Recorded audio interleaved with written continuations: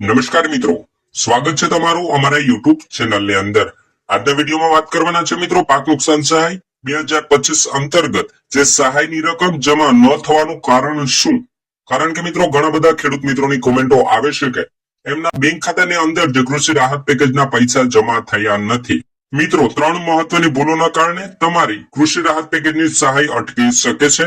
ખેડૂતોએ શું કરેલી છે મોટી ભૂલો, એમની વિગતવાર માહિતી વિડીયોમાં આપણે આજે જોવાના છે।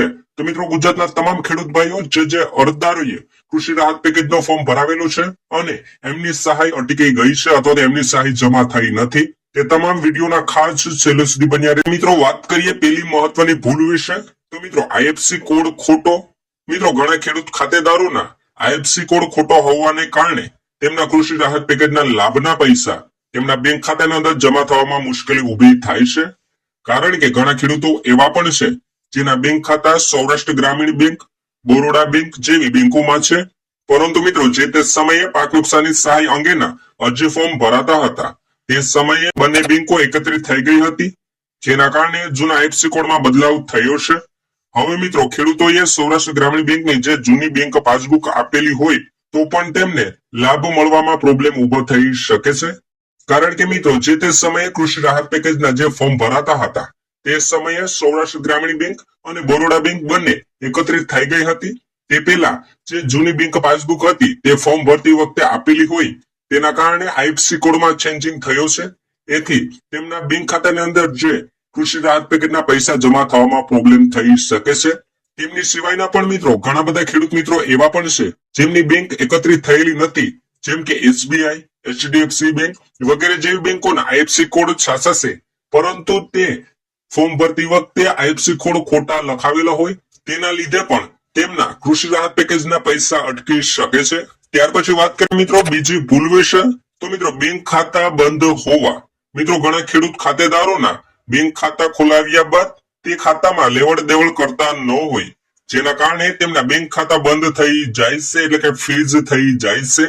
હવે બંધ થયેલ બેંક ખાતું જો તમે પાક નુકસાન સહાયનો ફોર્મ ભરતી વખતે આપેલું હોય તો પણ તમને લાભ મળવામાં મુશ્કેલી ઊભી થઈ શકે છે।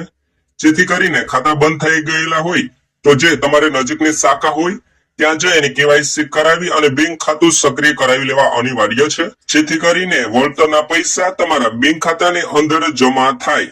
એટલે કે મિત્રો જે તે સમયે તમે બેંક ખાતું ખોલાવેલું છે પરંતુ લાંબા સમય સુધી તમે તેમાં વ્યવહાર કર્યા નથી, એટલે કે આપલે કરી નથી, જેથી કરીને તમારા બેંક ખાતા ફ્રીઝ એટલે કે બંધ થઈ જાય છે। હવે તે બંધ થયેલ બેંક ખાતું તમે કૃષિ રાહત પેકેજનો ફોર્મ ભરાતી વખતે આપેલું હોય તો તે બેંક ખાતાની અંદર પૈસા જમા થતા નથી। આથી કરીને જે ખેડૂત મિત્રોએ આ રીતેનું જે બેંક ખાતું આપેલું હોય એટલે કે બેંક ખાતાની ડિટેલ ભરેલી હોય તો તે બેંક ખાતું બંધ હોય તો મિત્રો જે તે બેંકની ચોપડી હોય તે બ્રાન્ચનો કોન્ટેક્ટ કરી અને ત્યાં કેવાયસી કરાવીને તમારું ખાતું સક્રિય કરાવી લો, જેથી કરીને તમને કૃષિ રાહત પેકેજની વળતર તમારા બેંક ખાતાની અંદર જમા થઈ જાય। હવે મિત્રો છેલ્લે વાત કરીએ ત્રીજી મહત્વની ભૂલ વિશે, તો મિત્રો સહી કરવામાં ભૂલ।